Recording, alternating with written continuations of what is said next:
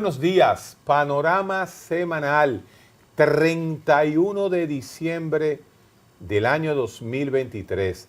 Se fue el 23 y estoy aquí de nuevo, como lo anunciamos la semana pasada, con mi equipo de neurociencia, ya que, señores, tenemos que coger un descanso con los politiqueros y la cháchara política de Ricardo y Domingo, porque lo que nos viene a nosotros en este 2024 es el non plus ultra de la cháchara política con las elecciones en febrero, la primera. ¿Sí? Los síndicos en febrero y después vienen la presidencial. O sea que vamos a hacerle un programa hoy interesantísimo. La semana pasada nos quedamos con el tema de las sustancias, ¿no? Y hablamos de las diferentes adicciones. Sin embargo, en muchas ocasiones, los seres humanos creen que las adicciones son todas producidas por una sustancia. El consumo de alcohol, las drogas psicodélicas, la cocaína, la marihuana, etcétera, etcétera, etcétera. Los opiáceos, que son las drogas médicas, ¿no? Que son las peores, las que más adicción producen. Sin embargo, hay otro tipo de adicción que no necesita de una sustancia. Bienvenido de nuevo Alfredo Hernández y Mirón Sviatkowski. Mirón a mi derecha, coordinador general de urgencia psiquiátrica, que ha tenido una semana increíblemente fuerte. Mirón, tú no has dormido, tú tienes como 3 días que no duermes. Y Alfredo Hernández, psicoterapeuta, también socio de neurociencias. Y quiero empezar con Alfredo, porque Alfredo maneja mucho este tema. Y el tema de hoy no es de sustancias esta vez, es de situaciones adictivas sin sustancias. Y una palabra que tú sabes que tenemos mucha discusión con Mirko y con Alfredo, de esta palabra tan famosa, tan arraigada, que todos los coaches que hacen un cursito de 2 semanas y se creen que son ya especialistas en la conducta humana, cuidado con esos coaches, que lo que son todos son unos narcisistas, que se creen que saben y no saben nada. Esa palabra, codependencia, ¿qué significa, Alfredo? La codependencia es una afección psicoemocional que compromete la funcionalidad y la productividad emocional de la persona. Usualmente los vemos en personas que crecen con un déficit afectivo. Déficit afectivo. Sí, un papá... No lo durmieron en la cuna, no lo mecieron en la cuna. No lo mecieron en la cuna, con mucha frecuencia nunca le dijeron te amo, te quiero. En bioquímica y en psiquiatría biológica le llamamos de high leaking rats y de low leaking rats. Yep. O sea, esas ratas que cuidaban a sus hijos y lo lamían mucho, duraban más que las ratas que la mamá no la lamía. Eso mismo sucede en la conducta animal. Continúe. Sí, porque es interesante Caricias. Que el afecto tiene un efecto neurobiológico, claro, que condiciona la conducta. Entonces, tal como lo compartías, la codependencia no es más que una conducta adictiva. Con mucha frecuencia las personas no entienden esto. No lo entienden nunca. No lo entienden. Muy poco. Justamente ese es el trabajazo de ustedes los psicólogos, cuando ustedes están de frente a una familia que el hijo es adicto y esa codependencia familiar. Explíquenle por favor a ambos, ¿qué es lo que es la codependencia familiar frente a un joven adicto en la familia? Bueno, el adicto, cuando hablamos de la enfermedad de la adicción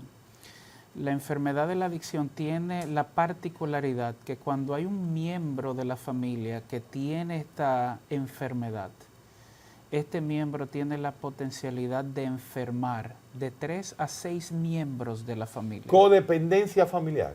Con codependencia. O sea, es contagiosa, la adicción es contagiosa. Eso es interesante, es contagiosa.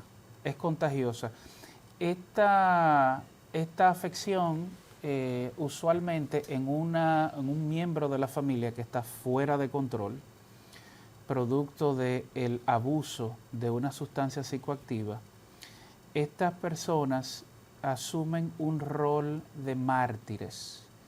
Tienen una genuina y muy buena intención de querer rescatar a el familiar adicto. Sin embargo, dentro de ese deseo de rescatar, no se dan cuenta que simple y sencillamente están usando a ese familiar enfermo como su fuente de identidad y de propósito en la vida. Alfredo, eso que tú dices, para pasarle a Mirko, para que haga alguna historia sobre eso. Señores, en marzo de este año, recibí yo una persona que es un diácono, que estaba con sus 2 hijos, se fue a Nueva York.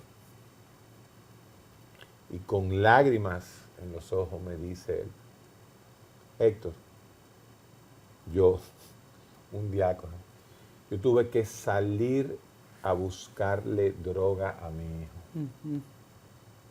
Yo fui a buscarle droga y como no era marihuana, porque la marihuana está en Nueva York, en todos los lados, yo tuve que traquetear,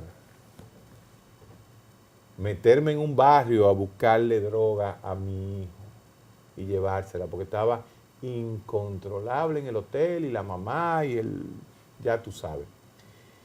¿Es eso una acción de codependencia? Total y absolutamente. Ahí se pone de manifiesto lo que se define dentro de lo que es el triángulo de la codependencia o el triángulo de Karpman, donde se visualiza un perseguidor, un rescatador y la víctima.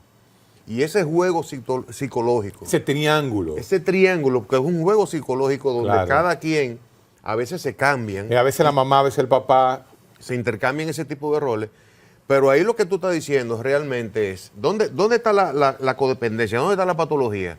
Que ese rescatador que en ese momento sale a comprar droga para una persona que se está victimizando, no deja asumir la responsabilidad de su vida de esa persona adicto o con una conducta adictiva. Porque aquí el tema es la responsabilidad. Ahora, por definición, ahora se está utilizando más que el término codependencia, el síndrome del amor de uno mismo. Síndrome del amor propio. Síndrome del amor propio. Uno mismo, la persona que está entrando en un término de codependencia, lo que hay en el sustrato, más allá de lo que se ve en la codependencia, es una persona con grandes carencias afectivas de él mismo.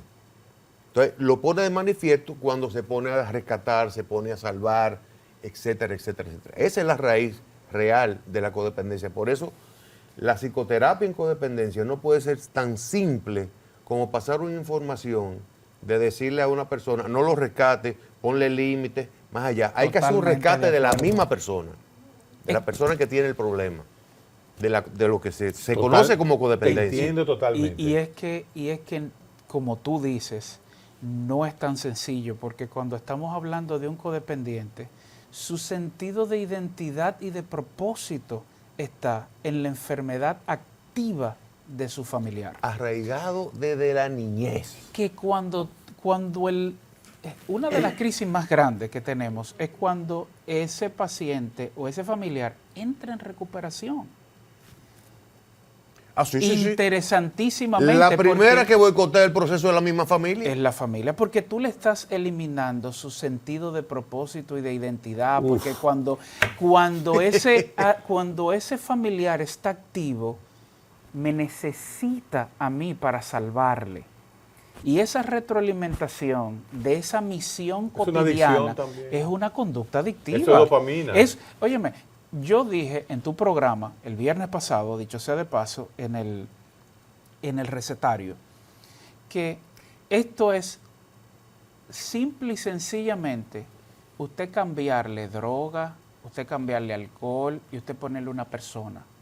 La misma dinámica el mismo ciclo adictivo que se da con cualquier droga, con cualquier sustancia psicoactiva, se da en la codependencia. Wow. Gente tóxica criando niños tóxicos. Este es un lío porque la familia es la base, ¿no?, de la estructura biopsicosocial de la humanidad.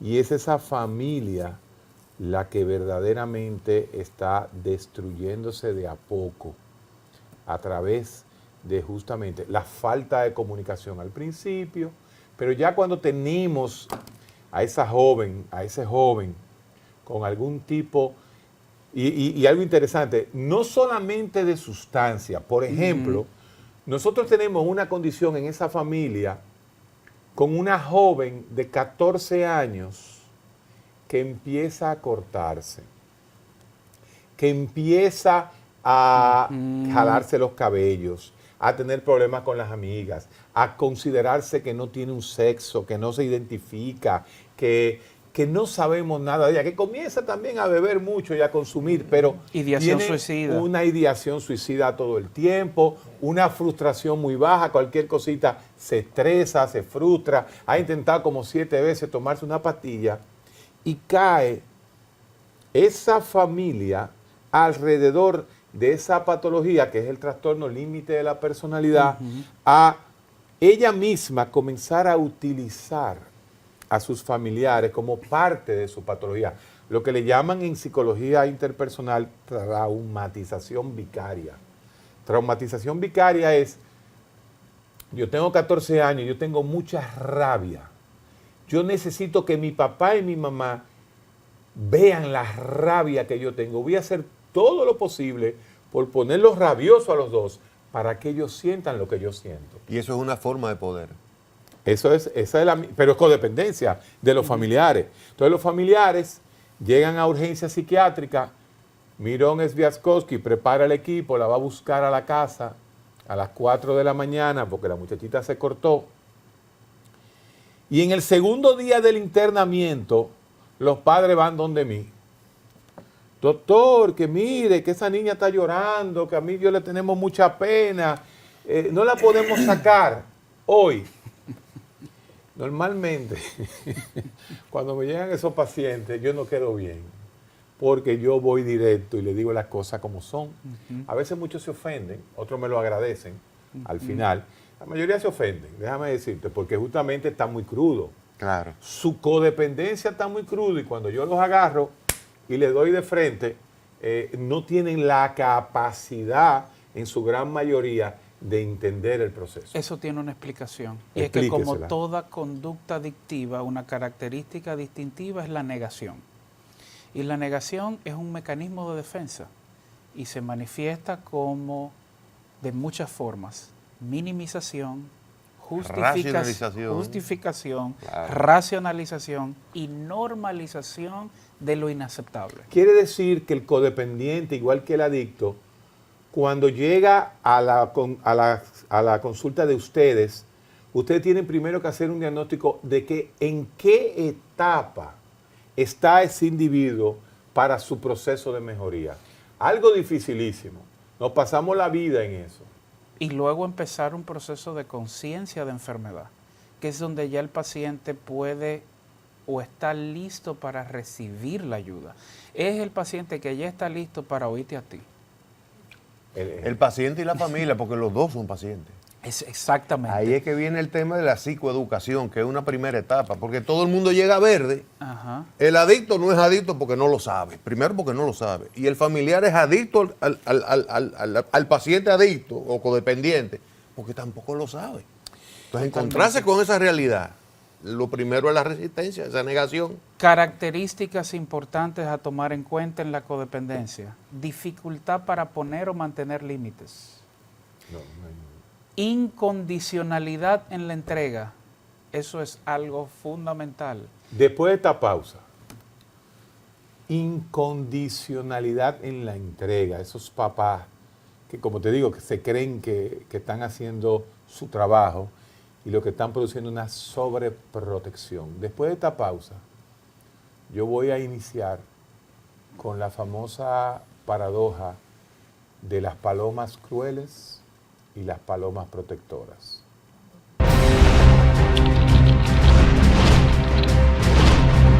Comunícate con nosotros y síguenos a través de nuestras redes sociales, @MediosPanorama en Instagram, Facebook, Twitter y YouTube. Escríbenos a nuestro correo electrónico noticias@mediospanorama.com o llámanos al 809-475-2525. Somos